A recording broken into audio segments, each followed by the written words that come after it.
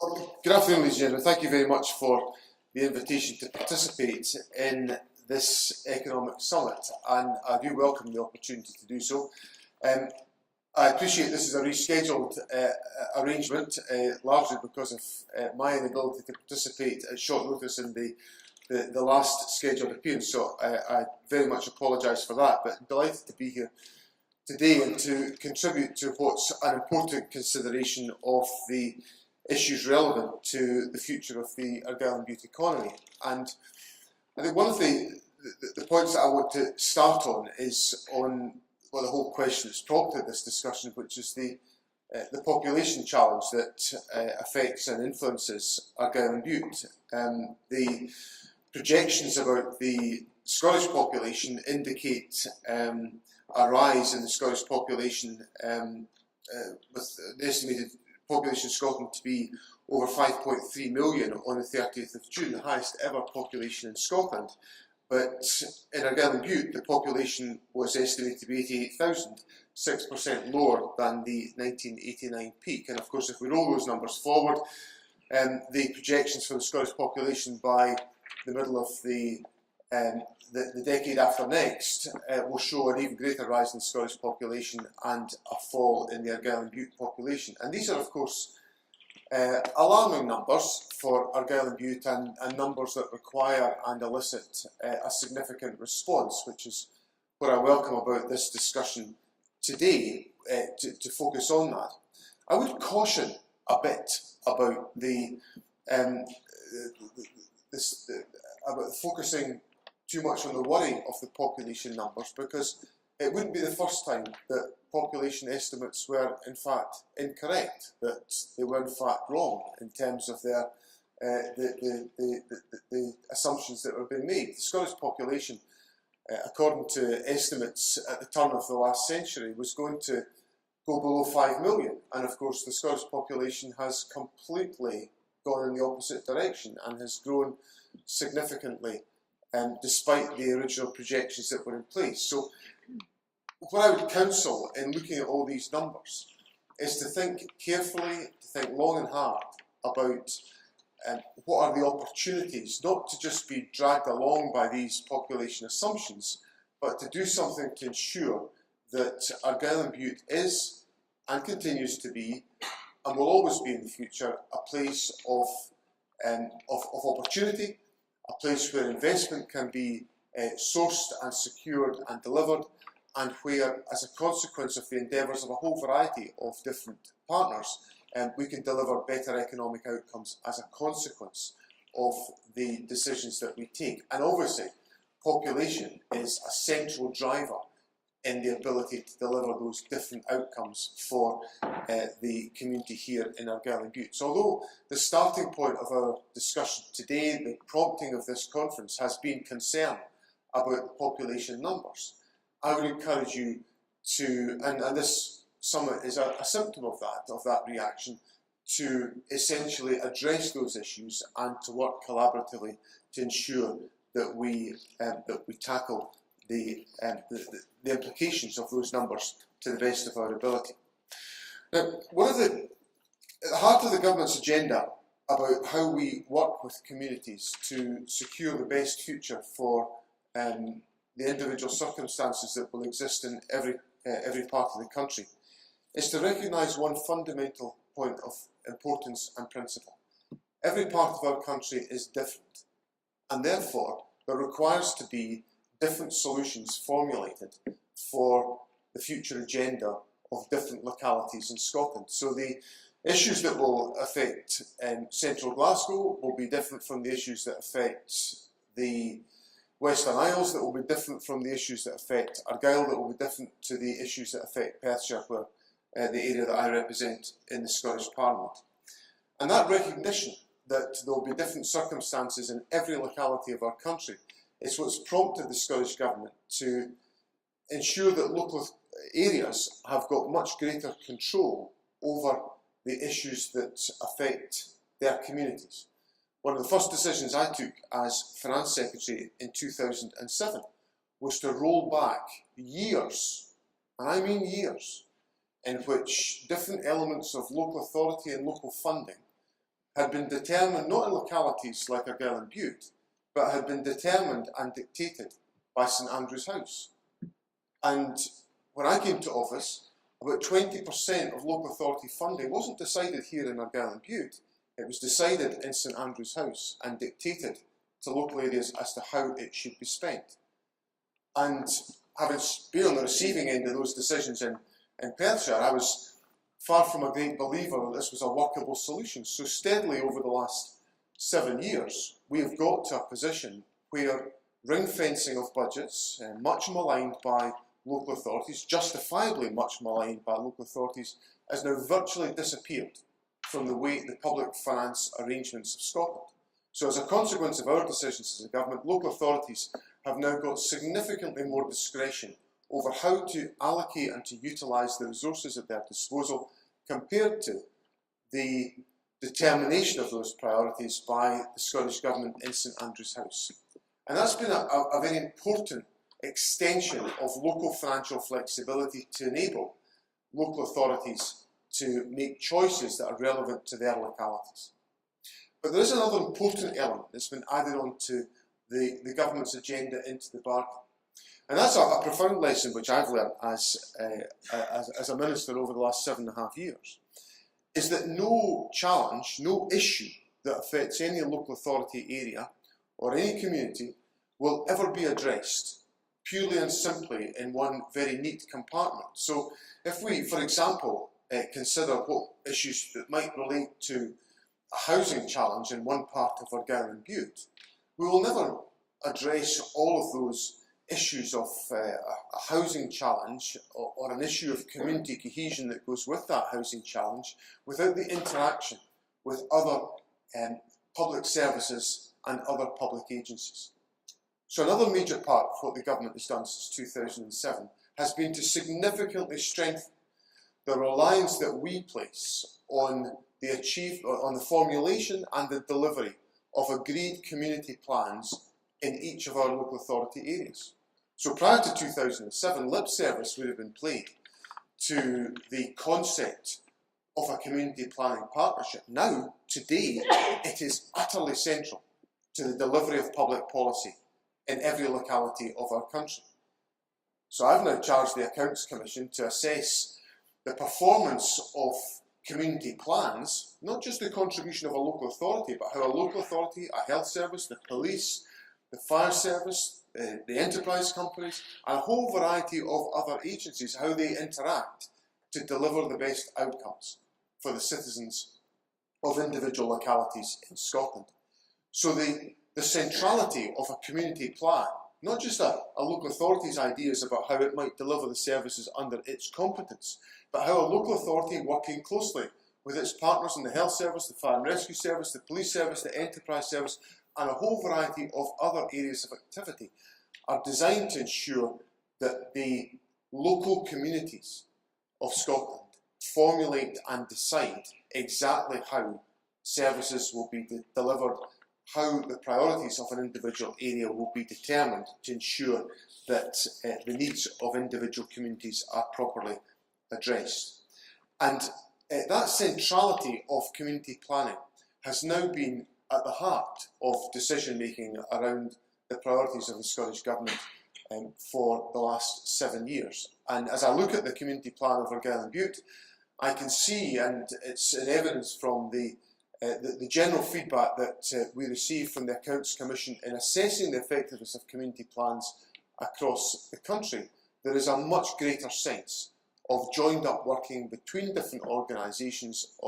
supported by the public finances to deliver better outcomes for the citizens of our community. And that, to me, is what we need to achieve as a consequence of more effective working at local level. But there is also another element which I think has kicked into this debate, which has been growing in its significance, but it's also something which has attracted even greater force in the aftermath of the referendum. And it's the sense that, and the examples of the referendum that have driven this process are largely around the enormous levels of debate and participation that we all witnessed during the referendum campaign. But what the referendum has left us with, and it's built on a growing sense within our country, is of the aspiration of individual communities, communities beneath the level of Argyll and Bute, the communities of Dunoon, or the communities of Campbelltown, or the communities of Gilphead, or the island communities of Islay, or Mull, or Tiree, or Coll, or wherever it happens to be much more in the driving seat of determining what happens in their own localities. And the government's legislation on community empowerment is designed to highlight to public authorities the importance that we attach to the realisation of those aspirations and those initiatives that emerge directly from communities. And if I think about my visit to Campbelltown with the Cabinet earlier on this parliamentary term, and looking at, for example, the team who have come together as a community interest company to own the Machrihanish Air Base, the aspiration there to do things differently, to find creative solutions to use an incredible asset, was driven by community aspiration, or what I see when I occasionally manage to get some time off and go to the island of Tiree, the aspirations within the community in Tiree to ensure they've got much more control over the aspirations and the initiatives that they formulate within their community, and to generate the resources locally to be able to fund and to support those initiatives. And year by year I can see the strengthening of the community as a consequence of that effective community engagement and participation. And that is something which must be captured as part of the drive to ensure the success of individual parts of our country. And as a consequence of all of that energy and enterprise, we will see community strengthening as a consequence, and that is another tool in ensuring that we can harness the goodwill and the good efforts of our communities to contribute to wider economic well-being within Scotland and within our individual communities. So there are a number of devices that the government encourages and supports to enable communities to be much more in the driving seat of their own future, whether it's the abolition of ring fencing, whether it's the move towards community planning to require participation and cooperation between public agencies at local level, or whether it's about the ushering in of a much greater openness and willingness to absorb community initiative and community enterprise. All of these elements are very strong in ensuring that communities are able to determine the future that they have and the future that they can create in meeting the challenges which in Argyll and Bute has crystallised as the challenge around population. Now there will be a variety of other interventions that government can make to try to support the economic journey of areas such as Argyll and Bute. There will be the measures that we take across the country to relieve many local businesses of the obligation of business rates, to enable companies to be liberated of a certain amount of the cost that they would face annually to enable them to sustain their activities in individual localities. And that's a very direct benefit to individual companies the length and breadth of Scotland. And right throughout Argyll and Bute, there are actually 4,362 business premises that pay either no business rates or have a reduced business rates bill as a consequence of the measures that we've put in place to reduce the business rates burden on individual businesses in the country. So that's one other tangible example of how we can help in communities like Dunoon to support the existence of a vibrant small business community within the towns of Argyll and Bute. There will be other ventures. Just as I arrived, I heard Ellen talking about the Oban and Lawn TIF, which is a marvellous example of innovative financial instruments which will give the community of Oban and Lawn the ability to drive the process of economic growth according to the needs and the aspirations of the community in that part of Argyll and Bute. And there will be specific targeted initiatives in infrastructure investment, whether it's about housing infrastructure or schools investment or the whole panoply of different investments that are made by government which enable us to support and to encourage the process of economic development in all localities. The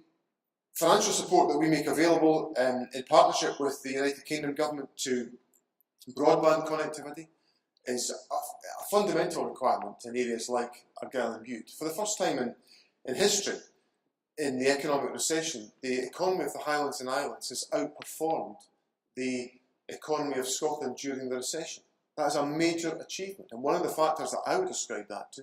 is the existence of digital connectivity, which has for the first time enabled business activity to be sustained and employment practices to be sustained in the Highlands and Islands without people having to leave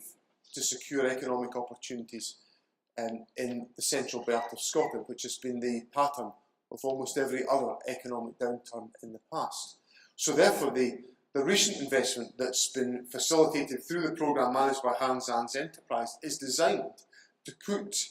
the Highlands and Islands community in the driving seat of the next generation of broadband activity, and to ensure that people and businesses within these communities are able to maximise the opportunities and the possibilities that emerge out of digital connectivity. Now, I represent a rural area. I'm the first person at the front of the queue to realise that digital connectivity in rural areas is a challenge, and that is why Highlands and Islands Enterprise have been in the driving seat of this agenda, and it's why ventures such as Community Broadband Scotland are in place to try to ensure that we deliver solutions that are appropriate and meet the needs and the expectations of people in rural areas in Scotland, because without that, I recognise rural areas will face an even greater challenge in accessing the economic opportunities that exist throughout the country. Highlands and Islands Enterprise have a mandate from me to be engaged in all local economic activity, to be partners with the local authority and with the business community in ensuring that the aspirations for business development in Argyll and Bute are properly fulfilled as a consequence of their activity. And Highlands and Islands Enterprise have a range of direct connections with the business community, with individual businesses, working with those businesses to ensure that they can fulfil their business development potential as a result. But the challenge that Highlands and Islands Enterprise are also under from government is to ensure that they are closely connected with the aspirations, particularly of community development and community business development within the Highlands and Islands, to ensure that other ways of generating a stronger economic benefit and a stronger economic return are achieved as a consequence of the interventions that HIE can make. And we look to ensure that in every respect, Highlands and Islands Enterprise is a well-connected organisation directly plugged into the aspirations of the public agencies and the business community across Argyll and Bute, and their presence here on the ground is designed to ensure that all of that is achieved. So across a whole range of different areas, whether it's about the institutions of governance, whether it's about the capturing of community development aspirations, whether it's about the direct intervention of the public services and public organisations, there will be a whole series of different ways in which government can assist in meeting the needs and the aspirations of communities such as Argyll and Bute in realising in delivering a stronger economic future in the years to come. There will of course always be issues upon which we need to cooperate to achieve even greater results. Any visit to Argyll and Bute, well, my plans in my visit to Argyll and Bute today have been somewhat circumvented by issues in relation to the infrastructure of the area involving the Rest and Be Thankful, which I recognise is a significant infrastructure challenge, which the government has been working closely with the local community to try to resolve. But there are certain things that get in the way of that, like the weather and its intensity, that make that challenge even greater. But what I can assure you about today is the very prompt and willing attention of the government to ensure that major infrastructure issues such as the problems in the Rest and Be Thankful are properly and promptly addressed by the intervention of the government and the use of its resources to try to achieve better solutions. We will constantly be involved in discussions with a community such as Argyll and Bute about the issues of transport connections, and for many of the communities in Argyll and Bute, the importance and significance of ferry connections, and the significance that all of those connections have to the realisation of strong economic opportunities. We will have a deep discussion with Argyll and Bute about the opportunities to develop the opportunities and the possibilities for the development of the tourism economy here in Argyll and Bute, recognising just how powerful the tourism economy is for the attraction of individuals to spend time in Argyll and Bute and to contribute towards the local economy in a whole variety of different areas. There will be the ground and the source for sustained engagement between the Scottish Government and the community in Argyll and Bute. But what has to lie at the heart of that discussion is a set of aspirations within Argyll and Bute to try to realise as effectively as is possible the economic potential of this area. And what I would encourage the public sector, the private sector and the third sector in Argyll and Bute to do is to use the flexibilities that we have given, to use the fact that Argyll and Bute Council has a great deal more freedom over its deployment of its resources than has been the case for a generation in this community, to use that flexibility to the greatest of effect in working collaboratively between the private, the public and the third sectors to realise the greatest potential for this community. In that exercise, in that endeavour, the Scottish Government will be a willing participant and a willing ally in the process. This is a very special part of Scotland, a part of Scotland with many challenges, yes, but with fantastic opportunities because of the strength of communities,